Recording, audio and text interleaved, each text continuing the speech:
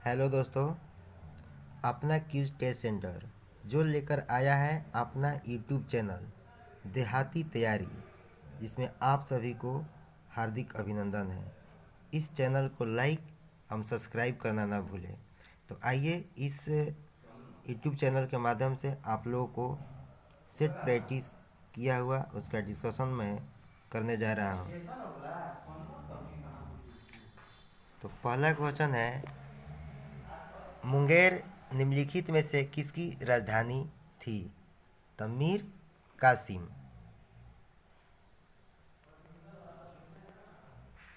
बक्सर का युद्ध किस किस के बीच हुआ था? तो मीर कासिम और अंग्रेज के बीच।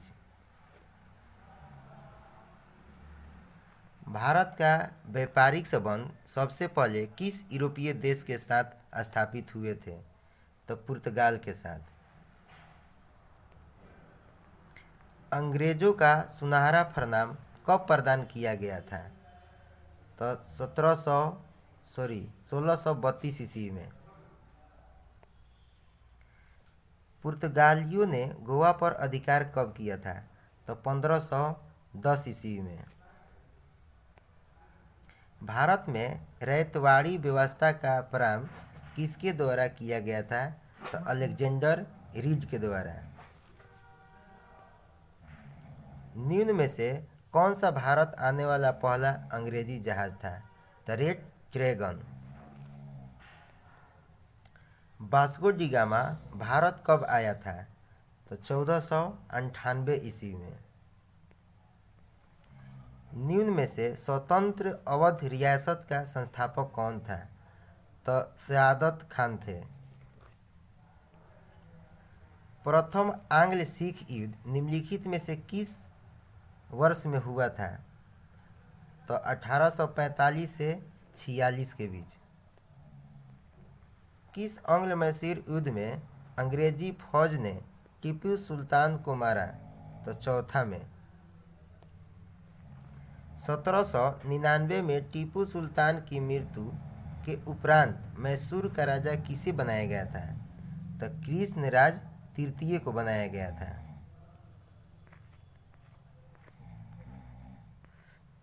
अब ये क्वेश्चन नंबर 13। असहयोग आंदोलन के दौरान किसने बिहार में किसानों की अगुवाई की थी? तो स्वामी विद्यानंद को। स्वराज दल की स्थापना बिहार में किसने किए थे? तो श्री कृष्ण सिंह। मणिपुर पहाड़ियों से घिरा इम्फाल बेसिन एक सुंदर उदाहरण है। तो किसका? तो सरोवरीय मैदान का।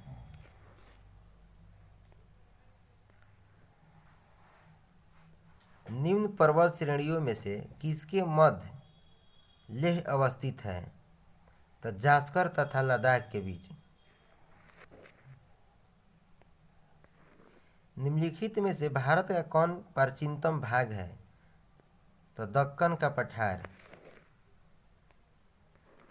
निम्नलिखित में से कौन अक्साई चीन का भाग है? तो अक्साई चीन का भाग है तो लद्दाख एवं पठार को।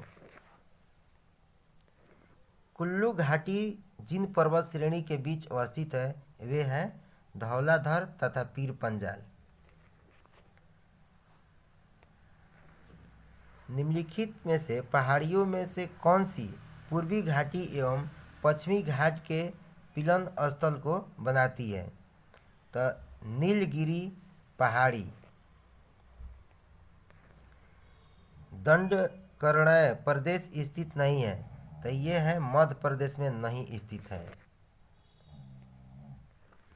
निम्न में से कालों में से किस प्राय लघु हिमकाल माना जाता है?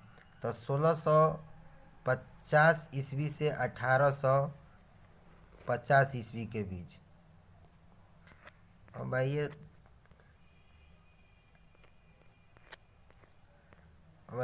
राज्यसभा में गणपुत्री हेतु कितने सदस्यों की आवश्यकता होती है? तो ये 25 होती है। संसद की प्राक्कलन समिति में अस्थायी होते हैं सदस्य। सॉरी, अस्थायी।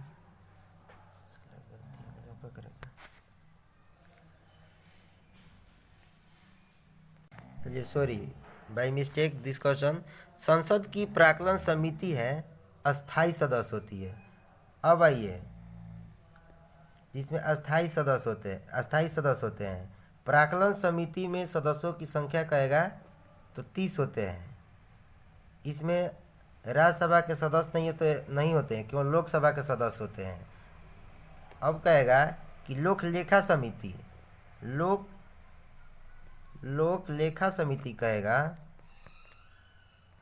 लोक लेखा समिति में टोटल सदस्यों की संख्या हो जाएगा 22, जिसमें लोकसभा को 15 और राज्यसभा से 7 आते हैं। चलिए, भारत में वन नीति का संशोधन कब किया गया था? तो ये हुआ था 1988 ईस्वी में। भारत में राष्ट्रपति चुने जाने से पूर्व रामनाथ कोविंद कहाँ के गवर्नर थे? तो ये बिहार के गवर्नर थे। निम्नलिखित में से कौन सा एक आदेश किसी व्यक्ति को गैर कानूनी ढंग से बंदी बनाए जाने पर उसकी स्वतंत्रता सुनिश्चित करने के लिए उच्चतम न्यायालय द्वारा जारी किया जाता है? तो बंदी प्रत्यक्षीकरण। वर्तमान में राज्यसभा में सीटों की कुल संख्या कितनी है? तो 245। भारतीय संविधान का अनुच्छेद 117 का संबंध किससे है? तो वित्त विधेयक से है। देश में राष्ट्रीय आपातकाल लागू करने के लिए सशस्त्र विद्रोह शब्द किस संविधान संशोधन अधिनियम द्वारा जोड़ा गया है?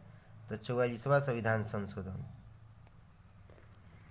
राज्यों में राष्ट्रपति शासन भारतीय संविधान के किस अनुच्छेद के तहत लगाया जाता है? तो अनुच्छेद 356 के अनुसार। सामूहिक रूप से मंत्री परिषद किसके प्रति उत्तरदायित्व होते हैं? तो ये लोकसभा के प्रति उत्तरदायित्व होते हैं।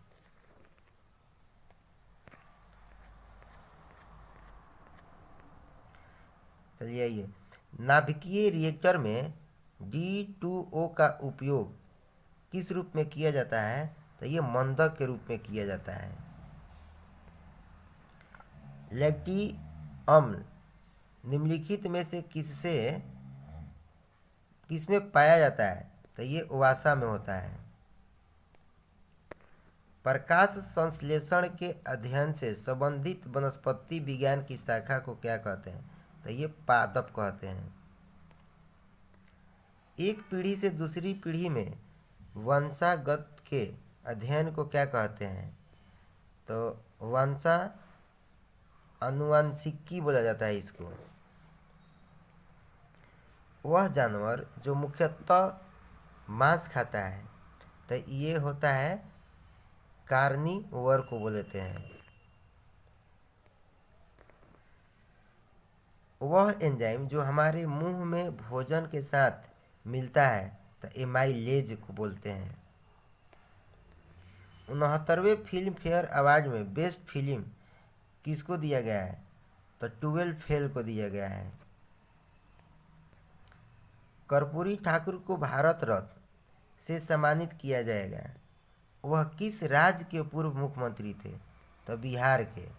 तो 2024 में भारत रत्न कितने व्यक्तियों को दिया जाएगा? तो 5 व्यक्तियों को दिया जाएगा। चलिए, 16वें वित्त आयोग के अध्यक्ष के रूप में किसे नियुक्त किया जाएगा? तो डॉक्टर अरविंद पनगड़िया को। ये 16वें वित्त आयोग के अध्यक्ष थे। अगर बोल देगा 15वें वित्त आयोग के अध्यक्ष, तो एन के सिंह।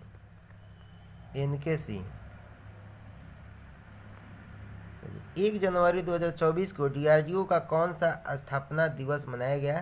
तो 66वां स्थापना दिवस मनाया गया। अंग्रेजी में साहित्य अकादमी पुरस्कार 2023 में किसको दिया गया है? तो नीलम शरण गौड़ को। ये अंग्रेजी में मिला गया है। अगर कह देगा कि ये हिंदी में तो संजीव को, हिंदी में कह देगा तो संजीव को, ठीक। और बासुकीनाथ झा को मैथिली के क्षेत्र में दिया गया है, बासुकीनाथ झा को मैथिली में दिया गया है। और यही कह देगा कि संस्कृत में किसको दिया गया है, तो अरुण कुमार मिश्र को दिया गया है। मैथिली में साहित्य अकादमी पुरस्कार किसको मिला है, तो बासुकीनाथ झा को, बासुकीनाथ झा को मिला है।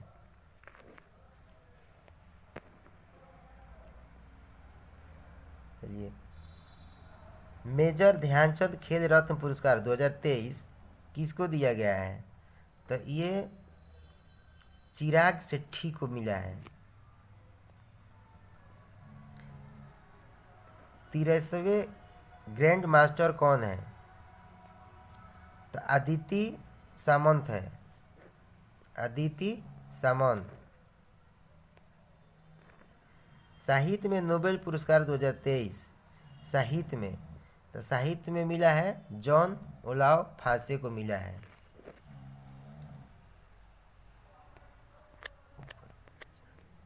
चलिए आइए, अब 2 ठो क्वेश्चन ऊपर है उसको हम देख लेते हैं। बोलेगा कि बिरसा को सोते हुए पकड़ा गया था कब, तो ये 3 फरवरी 1900 ईस्वी को पकड़ा गया था।